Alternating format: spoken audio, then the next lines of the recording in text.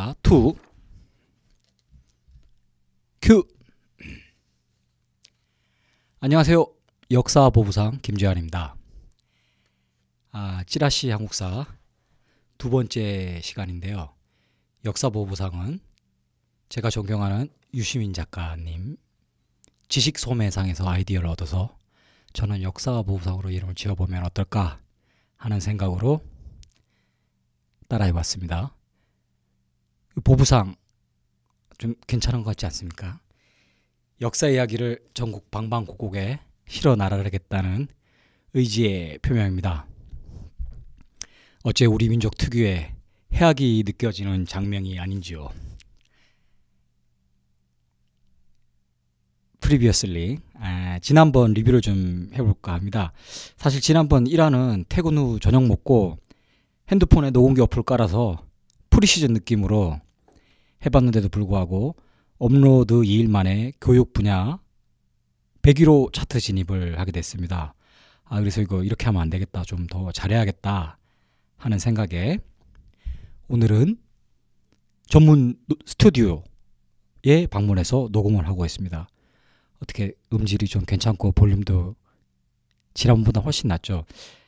댓글이 무려 2개나 달렸었는데 2개 다 볼륨이 너무 작다는 지적이 있어서 과감히 시간당 만원 투자해서 스튜디오 와서 녹음을 하고 있습니다.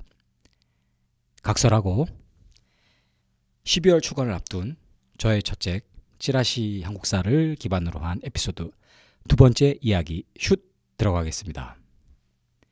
찌라시 한국사 제2화 조선판 간첩 조작 사건 기축옥사.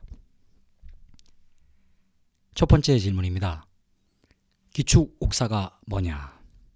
기축옥사는 1589년 10월 정여립의 영모 신고를 시작으로 해서 무려 3년간 민간인 포함 숫자 1000여 명의 동인계열 정치인들의 목숨을 앗아간 가슴 아픈 사건입니다. 이 1000명이 감이 안 올 수도 있는데 희생자 숫자가 조선의 4대 사화의 총 사망자 수가 500명입니다. 여기서 잠깐 교양미를 마구 뽐낼 수 있는 역사상식 하나 짚고 넘어가면 조선의 4대 사화는 시대순으로 무오사화, 갑자사화, 기묘사화, 을사사화가 되겠습니다. 이 4대 사화는 역사적으로도 굉장히 의미가 깊으니까 다음에 기회가 되면 하나하나 다뤄보는 시간을 갖도록 하겠습니다. 뭐 이거 약간 다음에 밥 한 끼 하자 이거랑 비슷한 말이긴 하지만 다시 얘기로 돌아와서 이렇게 엄청난 사람이 죽어나간 기축옥사는 정여립이라는 사람의 영모 사건에서 시작됐다고 말씀드렸죠. 그런데 말입니다. 최근에 이 정여립의 난을 다시 들여다봐야 한다는 의견이 많습니다. 사실은 영모나 난 자체가 실제로 일어나지 않았다, 영모 자체가 조작됐다라는 의견들이 있는데 마치 현대 간첩 조작 사건과 비슷한 경우입니다. 박정희 정권 하에서도 일명 동백립 사건이라는 동베를린 간첩 조작 사건이 있었죠. 여기에는 세계적인 음악가 윤희상 선생님도 포함이 되어 있었는데요. 윤희상 선생님은 알쓸신잡에서 유희열님이 가장 존경하는 작가라고 하신 그분입니다. 사실 이 국내에는 오히려 덜 알려져 있지만 세계가 인정한 대단한 음악가라고 하시네요. 이런 분에게도 간첩이라고 누명을 씌우고 하는데, 근데 한국 사회에서도 이런 조작 사건을 충분히 만들어낼 수 있잖아요. 근데 지금으로부터 400년도 전, 그것도 왕이 통치하는 조선 시대에서는 이런 조작쯤은 더 쉽지 않았을까 하는 생각도 듭니다. 여러분, 가짜 뉴스가 판치는 세상입니다. 역사는 또 승자의 기록이죠. 뉴스도 역사의 기록도 무비판적으로 받아들일 게 아니라 그 이면을 들여다볼 줄 아는 눈을 길러야 한다고 생각합니다. 그리고 제 경험상 그런 눈을 기르는 최고의 방법은 독서입니다. 독서. 이 독서가 생활화되지 않은 분들은 쉬운 책부터 읽어보기를 한번 권해드립니다. 그리고 역사책 중에는 곧 출간될 찌라시 한국사를 강력 추천해드리는 바입니다. 잠시 광고 들었습니다. 성대묘사를 좀 집어넣는데 집에서 연습한 거랑 잘 안 됐네요. 이 당시 왕이 누군지 짚고 넘어가야겠죠. 무능력하기로는 조선시대를 통틀어 인조와 쌍벽을 이루는 선조입니다. 선조, 이 당시 왕이. 조선의 14대 왕인 선조는 정통성 시비에 시달리면서 콤플렉스가 대단했습니다. 즉위할 때도. 왜냐하면 선조는 조선 최초의 반개 출신 왕입니다. 반개가 뭐냐? 직계는 할아버지, 아버지로 이어지는 직계. 알죠? 직계가족. 반개는 이 직계가 아니고 형제, 조카 등으로 이어지는 라인입니다. 선조의 아버지는 왕이 아니라 중종의 서자였던 덕훈군입니다. 그러니까 한마디로 선조는 아버지가 왕이 아니었어요. 조선에서 왕의 권위를 세우는 첫 번째 덕목은 정통성이었습니다. 정통성. 직계 출신 아닌 왕이 처음으로 들었으니까 신하들이 막 일단 반쯤 내려보고 임금을 대하고 했었어요. 그러니까 이 선조는 재위 기간 내내 민생을 돌보거나 국민의 복지보다는 자기 왕권 강화에 혈안이 됐습니다. 그래서 동인, 서인들을 저울질하며 동인이 올라가면 서인을 내리고 서인이 또 너무 내려갔다 싶으면 동인을 또 죽여가지고 양쪽을 저울질하면서 신하들의 힘을 약화시키기 위해서 전력 투구를 했었던 거죠. 이게 참 슬픈 일인데 왕권에 위협이 된다고 생각하면 아들이나 충신도 적으로 간주했습니다. 임진왜란 후 전국구 스타가 된 이순신 장군, 광해군, 의병장들에 대한 시기 질투가 장난이 아니었죠. 실제로 왕권에 위협이 된다고 생각해서 죽인 의병장들도 있습니다. 일각에서는 이런 이유로 임진왜란 후 일어난 난리인 병잔호라 때는 의병장의 숫자가 급격히 줄었다는 의견도 있는데 충분히 이해가 가죠. 나라를 위해서 가족도 버리고 자기들을 희생하고 오직 나라를 지키기 위해서 한 목숨 바쳤는데 돌아오는 거는 나쁜 점만 있다면 누가 나라를 지키기 위해 의병장으로 나서겠습니까? 그래서 친일 청산도 더 많은 시간이 걸리더라도 반드시 진행해야 되는데 얘기가 너무 길어지는 것 같아서 일단 요 정도로 이 당시 시대 배경을 좀 이해했으니까 이어지는 이야기들을 들어보시고 각자가 기축옥사가 조작인지 아닌지는 판단해 보도록 하겠습니다. 제가 여기까지 이야기하니까 아시겠죠? 저는 기축옥사가 당연히 조작이라고 믿고 있습니다. 그럼 워밍업 차원에서 말랑말랑한 기축옥사에 얽힌 재미난 옛날 이야기 하나 들려드리겠습니다. 때는 기축옥사가 끝나고 무려 270년이 지난 1860년 어느 시골 마을에서 일어났던 일입니다. 이때 발견된 물건이 오늘날까지 전해지고 있습니다.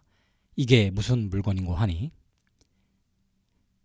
전염병이 몰아닥친 한마을 전체에 죽음의 그림자가 드리워져 있었습니다. 집안의 대가 끊길까 두려움에 빠진 노 부인은 장남을 보채서 건넌마을의 용하다는 무당을 불러와 굿을 하라고 했습니다. 어머니의 성화가 아니라도 큰아들은 자신의 아들 걱정에 윗돈까지 얹어주며 용하다는 무당을 데리고 왔습니다.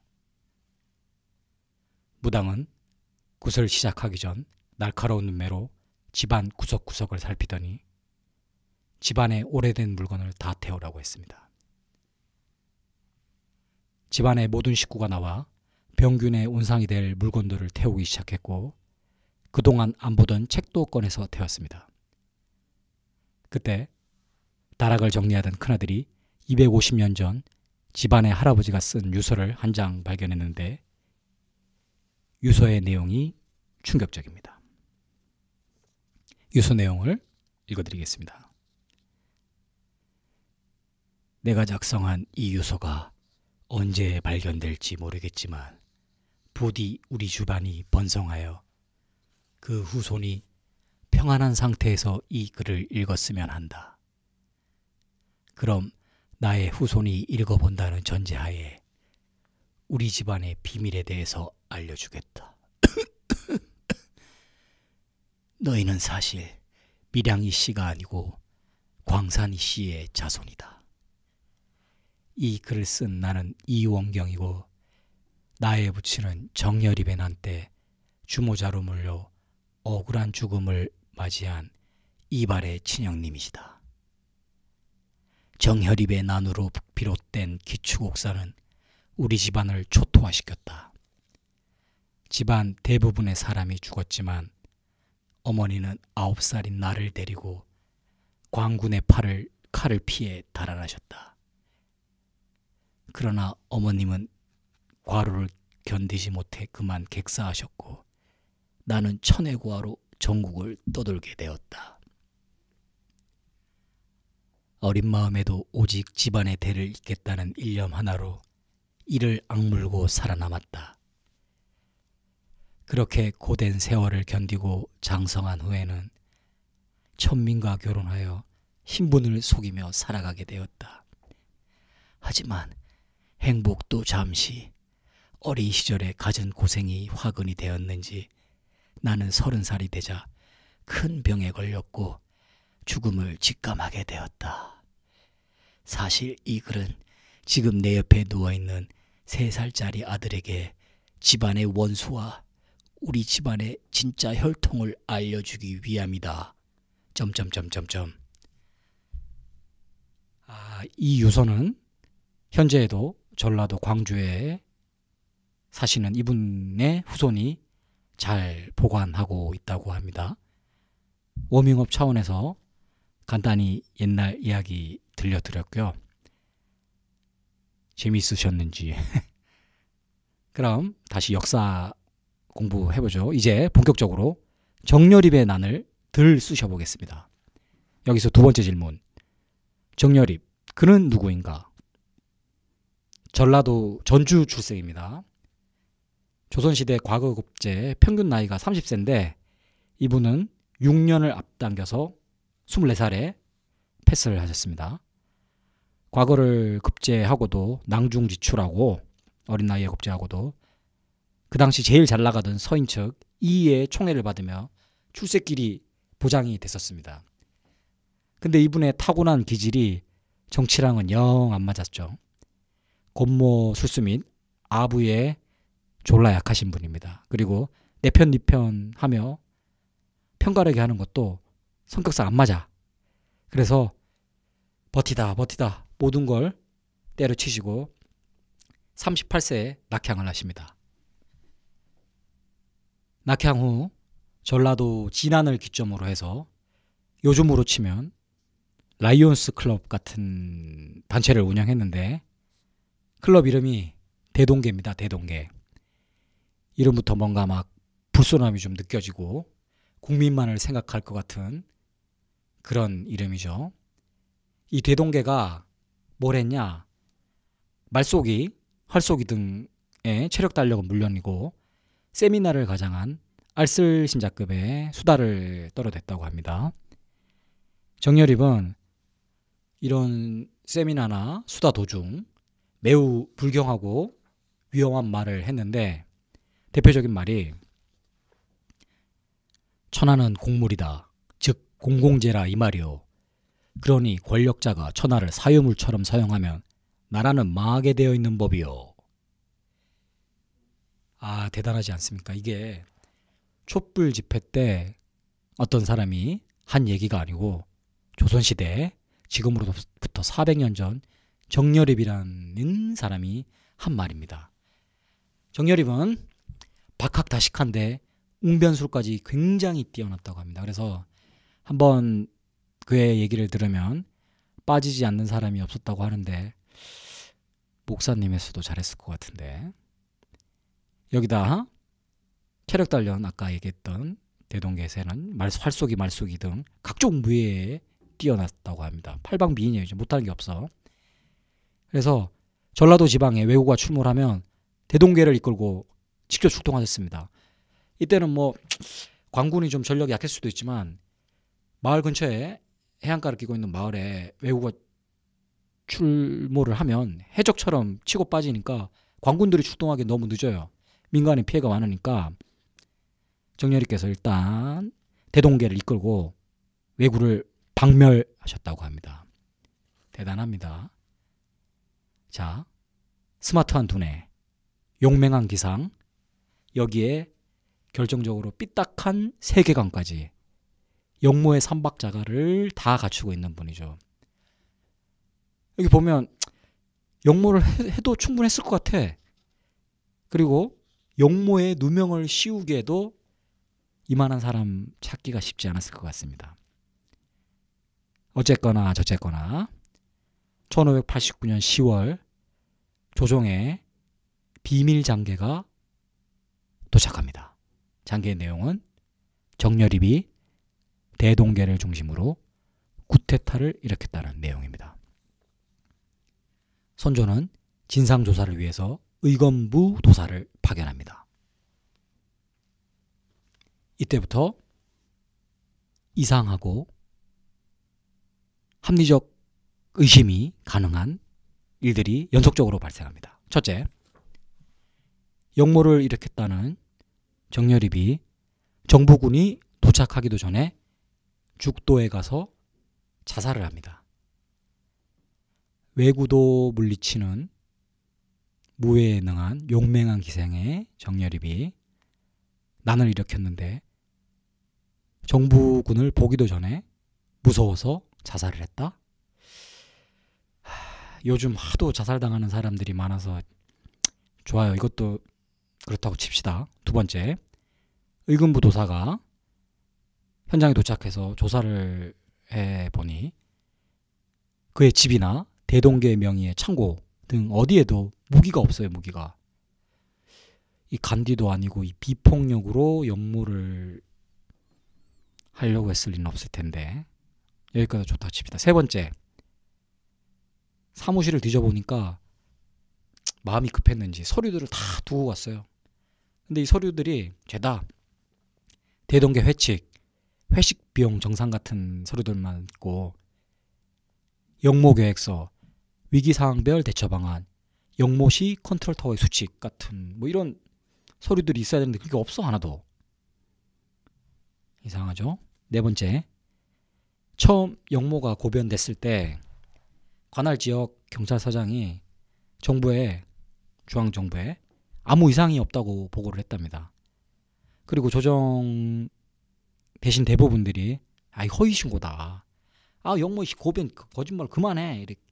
이런 반응이었는데 선조가 버럭 화를 내며 역정을 내면서 굳이 의금부 도사를 파견해서 가보라고 했답니다. 그리고 당시 여의도가 아니죠. 조선 정가에 묘한 소문이 담긴 찌라시가 나돌았습니다. 정여립 역모 사건은 서인 세력의 브레인인 송익필 대감이 기획한 사건이다. 그리고 최종 타켓은 동인정권 제거다. 라는 찌라시였습니다. 찌라시 내용이 어쨌거나 선조는 여론을 의식해서 특검을 설치하기로 했습니다. 그런데 특검팀 수장이 놀랍게도 그 당시 정치 변방에 머물던 가사문학의 대가 송강정철입니다. 자, 여기서 세 번째 질문. 왜 송강정철인가? 그리고 그는 누구인가에 대한 인물탐구 해보겠습니다. 이 송강정철의 특검장 임명은 그 당시 정치 상황을 봐서 굉장히 뜬금없는 것이었다고 합니다. 사실 송광은 젊은 시절은 굉장히 잘 나갔어요. 27살에 과거 패스하시고 누이 2명이 왕실과 혼례를 올렸는데, 이런 인연으로 송광 정철은 불알 친구가 무려 명종임금이에요. 어릴 때 궁을 워낙 들락날락하니까. 이런 뭐 집안이 금수저 중에서도 완전히 금수저죠. 근데 이런저런 사연으로 인해서 젊은 시절 잘 나가던 시절을 보내고 정철은 특검장이 됐을 때가 53세였는데, 그때 상황은 한마디로 찌그러진 깡통 같은 신세. 근데 왜 이런 정철에게 선조는 특검이라는 중차대한 일을 맡겼을까? 송광정철에 대한 인물 탐구 잠깐 해볼게요. 재미있는 얘기, 옛날 얘기 같은 건데, 술에 대한 일화가 굉장히 많습니다. 이분이 술을 너무너무 많이 마셔가지고 기록을 보면, 이런 말씀드리기 죄송하지만 거의 알코올 중독 수준이에요. 허구한 날 술을 마셔서 얼마나 심한지, 입궐하기 전에도, 임금을 아련하기 전에도 술을 마시고 가고 술이 안 깨서 입궐할 때 술 냄새를 퐁퐁 풍겨갖고 다녔답니다. 선조가 모를 리가 없었죠. 근데 이분이 워낙 또 재능이 있고 아까운 인재니까 어떻게 하지는 못하고 선조가 참다 졸라 작은 은술잔을 송광정철에게 내렸습니다. 그러면서 대감은 이제 이 잔에다가 하루에 한 잔만 마시라. 이건 어명이다. 이렇게 한 거예요. 근데 그 잔이 너무 작으니까 송광정철이 어명이니까 이걸 또 안 따를 수도 없고 집에 와서 솜씨 좋은 하인을 이렇게 불렀답니다. 그래가지고 은잔을, 임금님이 준 술잔 은잔을 망치로 두들깁니다. 이렇게 얇게 핍니다. 극세사로 얇게 펴서 엄청나게 큰 술잔으로 만들었답니다. 그리고 집안 식구들한테 불러서 나는 이제 왕명에 따라서 매일 이제 술을 한 잔만 마실 텐데 이 잔에다 마시겠다 하면서 큰 사발 같은 변형시킨 은술잔을 보여주고 웃으면서 그날도 또 거기다 술을 마셨다고 합니다. 그리고 우리에게 오성과 한음으로 유명한 이항봉 대감이 정철에 대한 멘트를 남긴 게 있는데, 그 양반은 술이 있어야 된다. 술 취해서 박수치면서 웃을 때 보면 이승사람 같지가 않다. 천상계에서 내려온 어린아이 같다 하면서 껄껄껄 웃었다는데, 이게 비아냥거리는 게 아니고 칭찬하는 것 같아요. 그 사람. 이게 정철한테는 제가 보기에는 술이 뮤저가 아니었나. 술이 꼭 필요한 거예요. 정철한테. 술 한 잔 들어가면 관동별곡, 성산별곡, 삼이인곡, 송미인곡 같은 작품이 술술술 나오니까 술이 없었으면 우리의 중고등학교 국어 시간이 좀 편했을까요? 근데 사실 풍류가들 치고 나쁜 사람이 없는데, 기축옥사에서 송광정철은 손에 피를 굉장히 많이 묻힙니다. 너무 많은 사람이 그의 말 한마디에 죽어나가게 되는데, 아까 말한 그 찌라시에서 사실 빠진 부분이 있었는데, 이 찌라시에도 담기 힘든 내용 있잖아요. 너무 겁이 나니까. 그리고 결국 누구 하나 입 밖에 말은 못했지만 찌라시의 진짜 내용은, 꼬리는 송광정철, 몸통은 서인의 브레인 송익필이지만 이 모든 걸 조종하는 브레인, 머리는 선조, 임금이다 라는 찌라시가 돌았다고 합니다. 이 말을 또 뒷받침해 줄 수 있는 기록이 혼절관록에 있는데, 정철이 한 얘기입니다. 특급을 맡은 이후 너무 많은 사람이 죽어나가고 하니까 술 한잔 했겠죠. 그리고 지인들과 있을 때 얘기를 했는데, 나로서는 자금의 일을 진정시킬 재간이 없다. 나오는 것은 한숨뿐이구나. 꼬리가 뭘 할 수 있었겠어요. 그리고 송강정철 이 양반이 정치적으로 막 그렇게 자기의 출세를 위해서 무고한 사람을 죽이고 그럴 만한 사람은 못 되는 것 같습니다. 문학 작품 같은 거를 봐서도. 그럼 어떤 추론이 가능하냐. 정철은 그래도 잘 나갔잖아요. 젊은 시절에. 근데 정치적 입지가 굉장히 좁아졌어요. 아까 말씀드린 대로 찌그러진 깡통처럼 됐는데 이때 송익필과 선조는 누군가가 필요했죠. 자신들 대신 손에 피를 묻혀줄 수 있는 사람이. 그래서 딜이 있지 않았을까. 송광정철에게 어떤 대가를 약속해주고 특검을 진행해라. 이렇게 해놓고 사실 사람들이 다 반대파를 쳐나가는 거는 송익필과 선조였죠. 그래서 송광정철은 자신의 의사와 의지와 상관없이 너무나 많은 사람이 희생됐기 때문에 이런 후회하는 말을 했던 게 아닐까 싶은데, 이 특검이 진행되는 동안 나라 전체에 그야말로 살벌한 계엄령이 내려집니다. 그 당시 분위기를 전하는 내용이 연려실기술에 기록되어 있는데 대략적 내용을 제가 현대적인 말투로 바꿔봤습니다. 대략 내용은 그렇지만 다 사실입니다. 선조가 정여림은 빨갱이보다 더 나쁜 새끼니까 평소에 친하게 지내던 지인까지 다 죽여버리라고 했습니다. 정여림과 관련된 수많은 사람들이 처형됩니다. 근데 희한하게 반대파가 되는 거죠.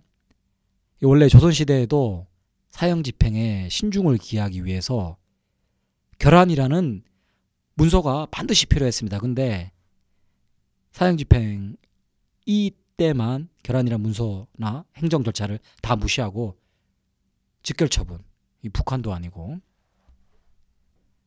정여립과 서신을 주고받았거나 정여립의 인간성을 칭송했었던 사람들도 모두 다 살생부의 이름이 올라갔습니다. 정여립의 가족은 당연히 몰살당했습니다. 이게 얼마나 한이 맺혔는지 모르겠는데 이 집안에 사람들 다 죽여버리고 집도 다 허물어버려요. 허물어버리고 집터를 다 메워서 연못으로 만들어버립니다. 인간이 이렇게까지 잔인할 수 있는지 이제 무덤까지 다 소장시켜버리는 거죠. 그리고 막 정치 쇼를 합니다. 이제 사람들이 막 죽어나가니까 정여립 시체를 한양으로 운송합니다. 한양으로 운송 도중에 사람들이 막 나와 있었잖아요. 이게 또 어떻게 보면 일반 백성들한테는 그렇게 와닿지 않는 사건일 수도 있었어요. 이게 왕과 정치 세력들 간의 싸움인데 그 정여립의 시체 행렬을 보던 민간인이 지루해서 하품을 했는데 하품하다가 눈물을 흘렸어. 근데 잡혀가서 구속수사. 대단하죠? 이 당시 정여립이라는 이름 세 글자는 사회 전체를 통틀어 금기어였습니다. 금기어. 마치 1950년대 미국 사회의 메카시즘을 연상시키는데 이런 미친 3년간의 시간이 지나고 나니 찌라시가 실현이 돼 정해준 수순대로 꼬리 자르기를 합니다. 온 나라를 피바다로 만들고 수많은 무고한 사람을 죽이고 나서 소기의 목적을 달성한 선조는 정철을 팽식해버렸습니다. 그리고 이런 식의 얘기를 했대요. 정철대감이 심했어. 무고한 사람이 너무 많이 죽었어. 내가 꼭 그렇게 하라고 한 건 아닌데 말이야. 정철이 오바야 오바.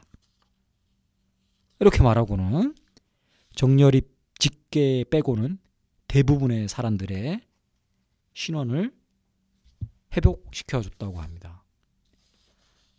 아니 사람이 다 죽었는데 시체한테 명예가 어디 있고 뭐 신원을 복구해 주면 그게 뭐냐고. 아니, 똥칠을 해도 이성이 낮다고 그러잖아요. 안 그렇습니까? 이렇게 죽은 사람이 1000명이에요, 1000명. 아이고 막말로 승질 난다고 어? 칼로 푹 찌르고 졸라 미야. 아, 이러면 아니잖아 이거는.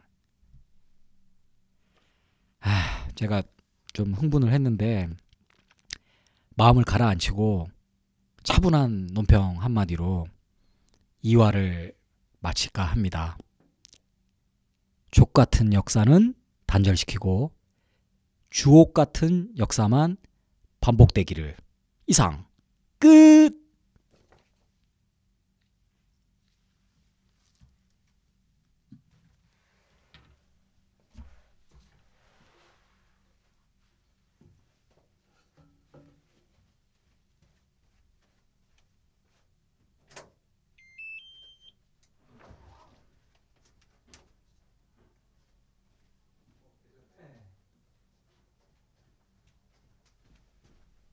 혹시 아까 USB 놓고